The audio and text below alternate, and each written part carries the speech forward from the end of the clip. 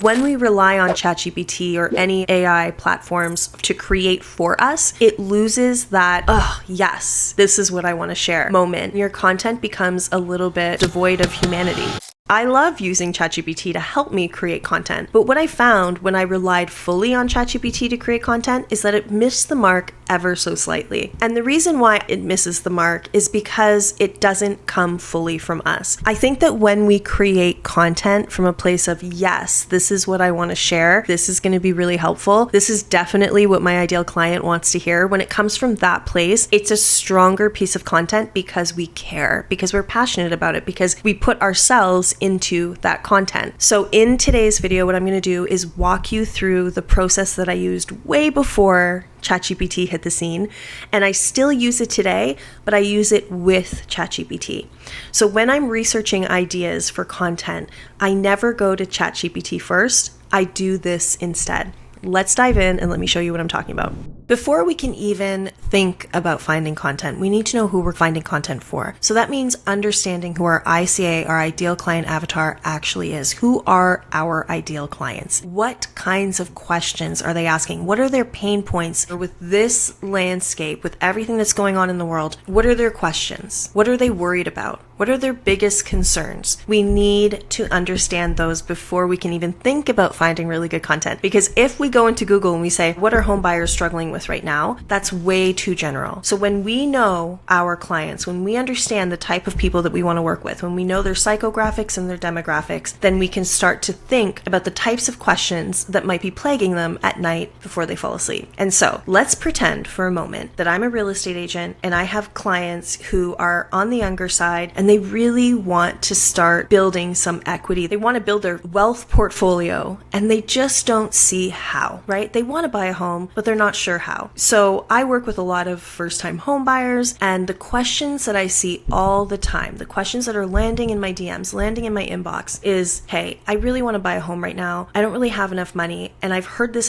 thing about buying a house with friends. Is that a good idea? Should I buy a house with like a group of people and maybe that's a good financial decision? I'm just not sure. Can you guide me? If you're hearing a lot of the same types of questions, like 3 times or more, then you're onto something. Then this is something that we definitely want to investigate. So let's say that those are the rumbles that you're hearing. You know, can I buy a home with friends? So you type that in to Google, and right away you'll see underneath that search result the most popular search results that are associated with this. Can I buy a home with friends? Buying a house with a friend, Canada. So now we can get super specific. So right away my content goes from can I buy a home with friends to let's make it super specific geographically, and then buying a house with a friend, Ontario. Let's make it even more specific geographically. Pros and cons of buying a house with a friend. Now we're getting into more specific content territory. That would be a good article to write. Contract for buying a house with a friend. How to buy a house with multiple owners, Canada. Can 2 friends buy a house together on loan? These are all great because these are real search results from real people that are associated with the question that you just asked. So what we're doing here is we're taking an educated guess as to what our dream clients would be searching for. And a lot of that will come from your personal experience with clients or with potential clients. What types of questions are they asking? What types of questions are your friends asking who might be looking to buy or sell? You know, if they're your ideal client, are they asking questions that you could answer in the form of a blog post, a YouTube video, or a podcast? Because that's how we get really, really specific, good questions. Can you see that if you were to write an article, can I buy a home with friends? It's not as good as should you buy a home with friends or pros and cons of buying a house with friends in Canada or in Ontario or wherever you are in your particular city. People are looking for answers to their questions, and when you can show up and you understand exactly the questions that they're asking, they are more likely to click on your blog post, on your video, on your podcast episode. Specificity is the key here. So people often try to keep it general so that you can give general information, but when we get super specific, that's when connection happens. So now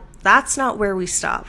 We're going to head down here a little bit. If you scroll down on Google, you'll see people also ask. And this is so great because now we're seeing like a 1-degree separation between what people are actually asking and searches that are affiliated with, associated with, that are slightly different but in the same ballpark as your main search. So can I buy a house with friend in Canada? How many people can buy a house together in Canada? That's a really interesting piece of content on its own. If you're doing a series, you could jot that down for another article. How many people can buy a house together in Canada? And then write an entire post about that. Can you split a mortgage with someone? These are all real questions that real people are asking, so we definitely want to take them into consideration. Now, we're not going to stop there either. We are going to head to my favorite place of all to find really good content inspiration, and that's Reddit. So the reason why I love Reddit so much is because these are real people speaking about real issues that they have, asking real questions, and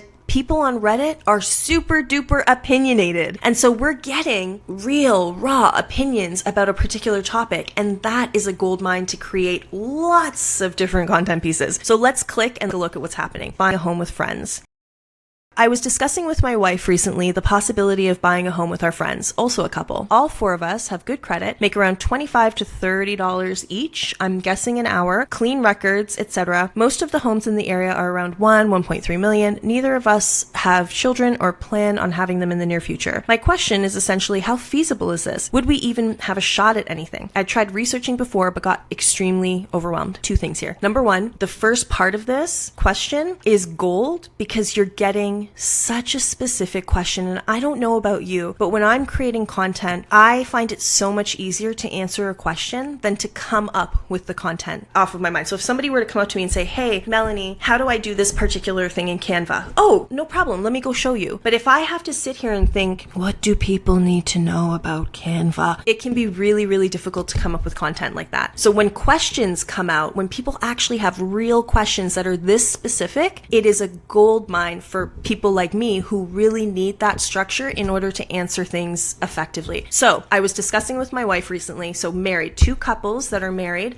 that make between $25 and $30 each. If somebody were to call you up and say, hey, my friends and I are thinking about going in and buying a house together. This is how much we make. This is how much the homes in the area cost. We're not intending to have children anytime soon, so it's not a factor. What would you tell them? What would your answer be? Write content like that. Write it for this person right here. Because when you can get that specific, people listen. Now, the second part of this question that I absolutely love and is so good is this part right here. I tried researching before, but got extremely overwhelmed. You know what that tells me? There's not a lot of information that this person can rely on when it comes to questions like this. So what if you became the trusted source, right? Gold. So now let's scroll down. We're not going to stop there though, because that's good enough for me to take that into ChatGPT. But here's what I'm going to do. I'm going to go through Reddit now, and I'm going to read other people's comments and solutions and ideas based on this question. And what that's going to do is it's either going to give me content to argue against, meaning I don't agree with what they're saying, so that gives me points that I can bring up, or it's going to give me ideas for other content pieces. So if people say something that you don't agree with, you can create an entire piece of content that contradicts that opinion. So these are just, for the most part, laymen. They're not realtors. Realtors are not here chiming in on this. There might be a few, but for the most part, this is someone out there who has an opinion. And so that means that if there's one person who has that opinion, there are many people who have that opinion. And when you can see what people are actually thinking, it might go something like this. Oh my gosh, I can't believe there are people out there who think this. I need to set them straight. Like, I actually know the answer to this, and that's not right at all. I need to educate people on this. That's crazy. When you have that feeling, that's gold. That content is really good because you're showing up with your opinions, your expertise, and because you have a point of view, people are more likely to care about what you're saying than just generic, here's what you need to know about buying a house with a friend. Do you understand how powerful this is now? Are you starting to get it? So let me read through a couple of these and bring up some points that are interesting. The first one is really great. There are lawyers who specialize in building out contracts for people looking to co-own a home. I'd highly recommend seeking out one and seeing what angles you need to cover. They go over things like, under what conditions can a sale be forced? What happens if someone gets a divorce? How home repairs are handled? These are all things that people might not even take into consideration. They might just think, yeah, we love our best friends. Let's go buy a home together with them. And then all of a sudden, something happens, like a repair is needed. How is that handled? You know, there are so many little pieces of this puzzle that if you become the solution, the go-to resource for that particular thing, you've just shown up as the expert. And that's what you want to to be doing all the time. Okay, and here's somebody who's going against the grain, saying a lot of naysayers here. While having fewer owners is easier administratively, having more owners is much easier financially. What a great point, and what a great topic to cover in another article, right? The administrative versus the financial truths about homeownership with friends. This is a really interesting point that you can either address in your article or create a completely different piece of content. Here is a great one. Do you really need a single family home? What about a duplex where you each have your own private unit, or even a fourplex if you can find another two individuals or couples to share the ownership of the complex, or you two own it and then you rent out the other two? The possibilities are endless here, but that's such a good and a great piece of content, right? Now we've just come up with a brand new piece of content. Thinking about buying a home with a friend, consider a duplex. Now you've just given them options, What a great piece of content. I could keep going. I could keep going down this Reddit thread and find content ideas for ages, but it started with me understanding what my clients or potential clients are, having an ear to the ground of what people were actually asking about these days, and then going and finding specifics about that thing, finding solutions, finding opinions, finding real voices, real people, real questions, real thoughts. And when you can do that, when you can actually be part of the conversation that's being had, you can create content that's not only relevant, but is attracting your ideal audience to you. That is the power of doing this versus just pumping out generic content that ChatGPT might give you or that you think needs to be shared, right? 5 steps to staging a home, or 5 ways that you can get the best ROI on repairs for your home, or whatever it is that you're thinking because you're trying to think, okay, what is good content? But really, the good content is right here. It's in Google. And so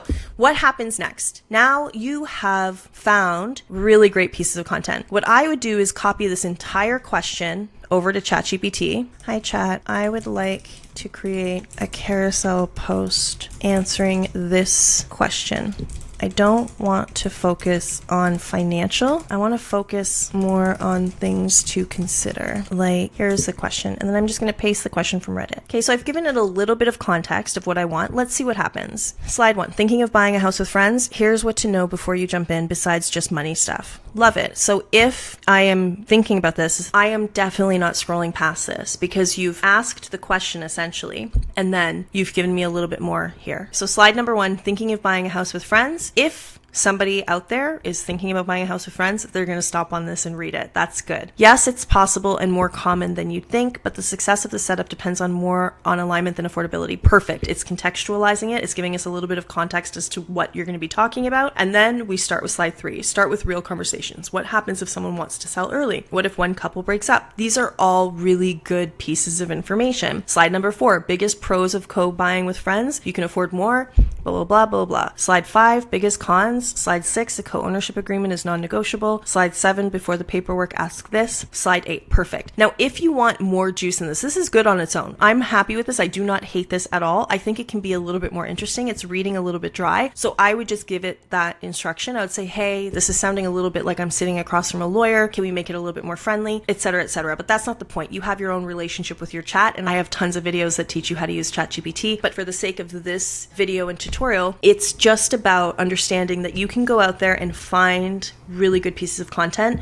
bring it back to ChatGPT, and then fine tune it from there. It's not about ChatGPT coming up with the content or you trying to come up with really good pieces of content. Go out there and get inspired by real life conversations, real people, your potential clients who are having these conversations, and the people who are chiming in and also giving their 2 cents will be a goldmine for other pieces of content that you can create. I hope that this was helpful and it helps you with finding endless ideas for your content creation. If you have any questions or comments, drop them below. Make sure to subscribe so that you're notified of any videos that I make. And thank you for watching In Mel's Mind. I will see you next time.